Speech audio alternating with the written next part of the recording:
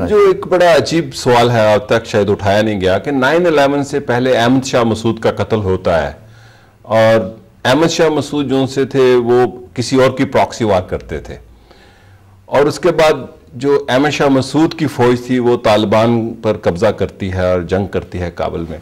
तो कोई लीडरलेस तो नहीं बनाना था उन ताकतों को अफगानिस्तान में?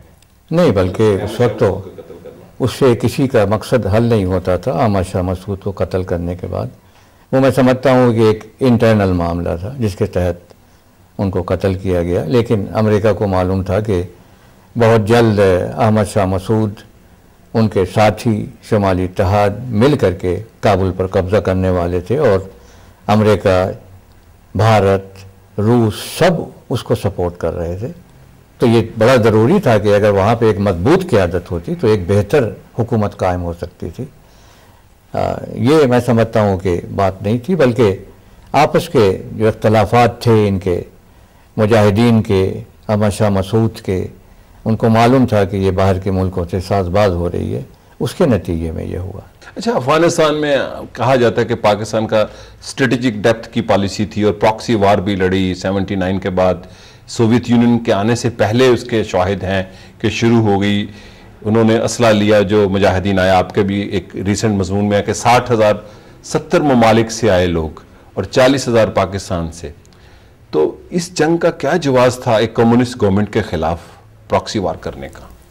प्रॉक्सी वार जिसको नहीं कह सकते आप, इसलिए कि बड़ा सोच के समझ के उस वक्त की सबसे बड़ी सुपर पावर अमेरिका ने इस जंग का इंतज़ाम किया, मनसूबाबंदी बनाई और रूसियों को यहाँ से निकालने का मंसूबा बनाया। लेकिन ब्रेज़िन्स्की कहता है कि उन्होंने तो ऐसा ट्रैप किया, जो मास्टरमाइंड था, कि सोवियत यूनियन खुद आए, जो मास्टरमाइंड था अफगान पॉलिसी का, अमेरिकी मास्टरमाइंड अफगान पॉलिसी का वो नहीं था, लेकिन उसने एक मंसूबा ज़रूर बनाया जो अपनी किताब में उसने लिखा है, द ग्रेट चेस गेम, कि रूस को जब पसपा होता है, रूस किन असबाब के तहत पसपा होता है, तो किस तरह से अमेरिका इस इलाके में दाखिल होगा और कैसे अपनी पोजीशन मजबूत बनाएगा, कहाँ उसकी सदर्न डिफेंस लाइन होगी, कहाँ वेस्टर्न डिफेंस लाइन होगी, कहाँ ईस्ट की डिफेंस लाइन होगी। ये पूरा एक नक्शा बना के उसने दिया था। और बिल्कुल उसी तरह से जब सोवियत यूनियन गया है और बाद में हालात बदले हैं, 2001 में अमेरिका आया है, तो जो अमेरिका का डिप्लॉयमेंट था, इलाकों पे जो कब्जा किया गया, बिल्कुल उसी मंसूबे के तहत हुआ। आपका सवाल था कि ये प्रॉक्सी वार थी। ये प्रॉक्सी वार कहना इसको सही नहीं होगा। ये दरअसल एक बड़े मंसूबे के तहत अमेरिका आया, अमेरिका के साथ पाकिस्तान शामिल हुआ, जबकि ये पाकिस्तान की जंग नहीं थी। किसकी जंग? और अमेरिका की जंग थी। उस वक्त भी मैंने जनरल जिया से हमेशा इख्तलाफ किया कि ये हमारी जंग नहीं है। अमेरिका की जंग लड़ रहे थे। ऑफ कोर्स यस, अमेरिका की जंग रहे थे। सऊदी अरब हमारे साथ था, अमेरिका की जंग लड़ रहे थे। आप ये बताइए कि एक इस्लामी मुल्क, पड़ोसी मुल्क, उसके खिलाफ हम जाकर के हमें उसको रूस के खिलाफ हम लड़ रहे थे, कोई ज़रूरत नहीं थी। अच्छा। इसलिए कि खुद वहाँ के लोग, अफ़गानिस्तान के जिहादी, दुनिया जहान के आए हुए लोग, कि बाद में जब इसकी एवेलुएशन की गई है, उसके आदादो शुमार उसके लिए गए हैं, तो ख़ुद CIA के ये कहना था कि अमेरिका के इत्तेहादियों ने कोई 70 ममालिक से जिहादियों को दावत दी, उनको ट्रेन किया, मोटिवेट किया। 8 साल तक ये लड़ते रहे। जहाद करने यूरोप से भी आए लोग, अमेरिका से? जी, अमेरिका से आए। यानी उस वक़्त उमर अब्दुर्रहमान, फराह खान, ये जो वहाँ के मुसलमान लीडर थे, वो लोग वॉलंटियर्स यहाँ से अमेरिका से भेजते थे। 70 ममालिक, ज़ाहिर है कि इस्लामी ममालिक तो सिर्फ 57, उसके अलावा भी। और ये एक हार्ड कोर बन गया ऑफ द इस्लामिक वर्ल्ड, जिसको इस्लामिक रेजिस्टेंस के नाम से याद किया जाता है।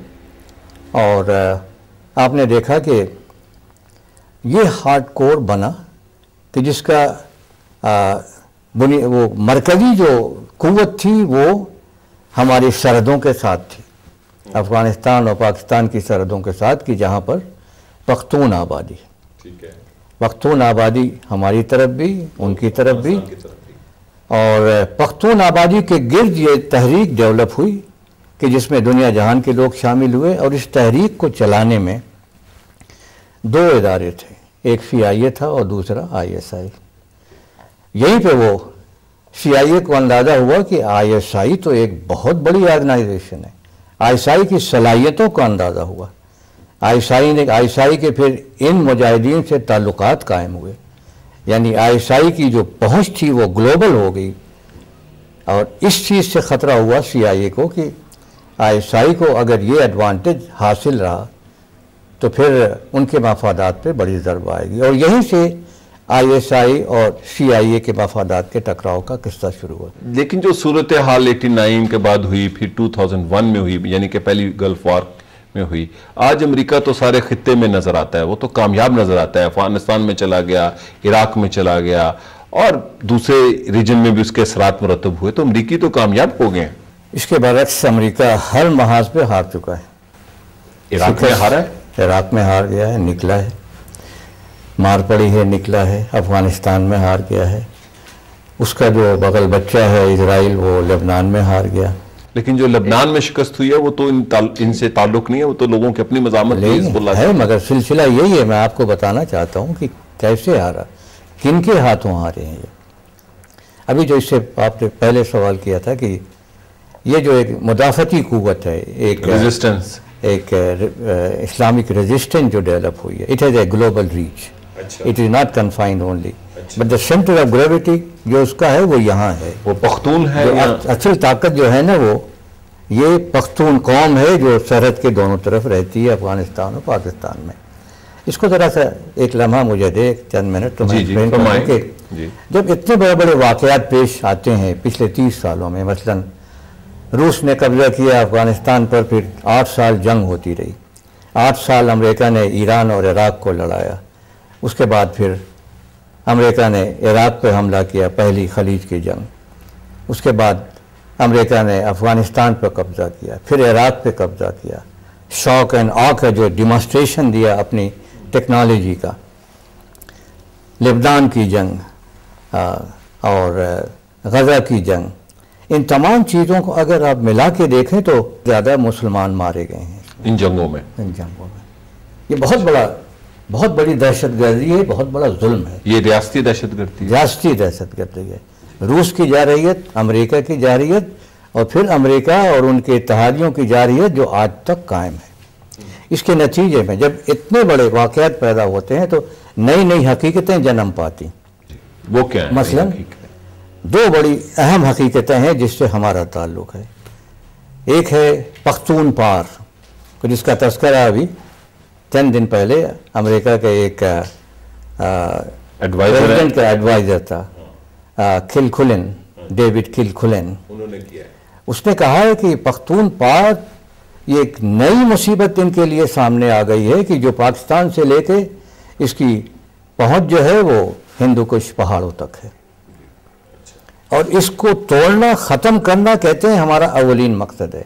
आप इसको जहन में रखिएगा कि जो आज के हालात हैं इस बैकग्राउंड में। दूसरी जो हकीकत एक सामने आई है वो है शिया क्रेसेंट, कि इन जंगों के नतीजे में, खा वो यहाँ हो इराक अफगानिस्तान, इराक और ईरान जंग हो, या पहली इराक की जंग, खलीज की जंग हो, कि अब ईरान एक मजबूत शिया मुल्क है, इराक दूसरा जो है शिया मेजॉरिटी मुल्क है, और फिर वहाँ से ये गल्फ़ के इलाके से होते हुए पाकिस्तान तक जो शिया अक़लियतें हैं, इसको अगर आप देखें तो एक बड़ी क़ुव्वत बनती है।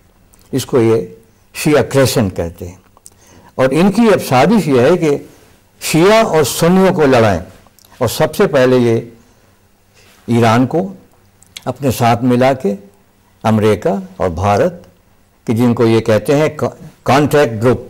ये कॉन्टैक्ट ग्रुप क्या है? यही उन्होंने जो कहा है, ये कॉन्टैक्ट से उन्होंने क्यों लिया इसको? Contact to contact new alliance, this is a new alliance, और ये बरमला इन्होंने ऐलान किया, और इसका टारगेट है ये जो जिससे इनको ख़तरा है पख्तून पार, जो पाकिस्तान की ताकत है, हमारी ताकत है, कराची से लेकर के हिंदू कुश तक फैली हुई है। ये वो